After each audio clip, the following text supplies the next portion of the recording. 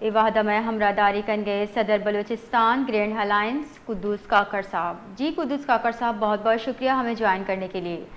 سر کیا وجوہات ہیں کہ 48 گھنٹے میں آپ کے اسٹیٹمنٹ میں اچانک سے یہ شفٹ آیا؟ یہ صورتحال اس وجہ سے بنی کہ بلوچستان گورنمنٹ کی ایک کمیٹی تھی جو 2 وزراء پہ مشتمل تھی.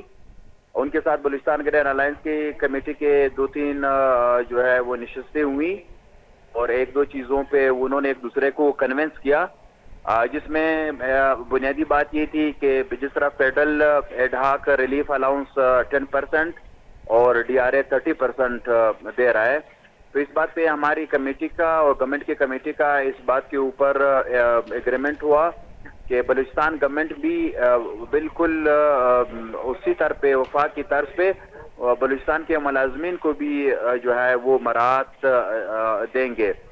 پھر باقاعدہ اس کمٹمنٹ کا جو اعلان تھا وہ ایک پریس کانفرنس کے ذریعے ہوا، اور انہوں نے یہ وعدہ کیا کہ بجٹ کے اندر آپ کی یہ تمام چیزیں جو ہیں ہم یہ ریفلیکٹ کروائیں گے.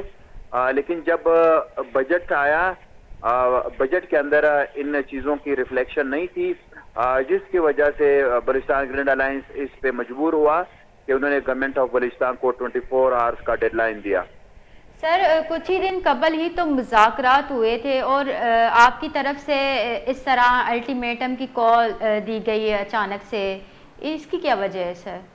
اس میں یہ اچانک بالکل بھی نہیں ہے. یہ جب بجٹ پیش ہوا پھر ہم نے اپنے تحفظات جو مذکورہ گورنمنٹ کی کمیٹی تھی ان تک ہم نے پہنچا دی کہ آپ نے جو کمٹمنٹس ہماری کمیٹی کے ساتھ کیے، پھر جن کو ہم نے پریس کانفرنس کے ذریعے ہم نے ان کو اناؤنس کیا، ان کی ریفلیکشن آپ کے بجٹ کے اندر نہیں ہے. تو ہم نے اپنے تحفظات اور خدشات سے مذکورہ کمیٹی کو آگاہ کیا، لیکن کمیٹی کی طرف سے کوئی مثبت رسپانس نہ ہونے کی وجہ سے کل پھر ہم نے کور کمیٹی کا اجلاس کیا اور ہم مجبور ہوئے کہ ہم نے گورنمنٹ آف بلوچستان کو 24 آورس کا الٹیمیٹم دیا. بہت بہت شکریہ سر.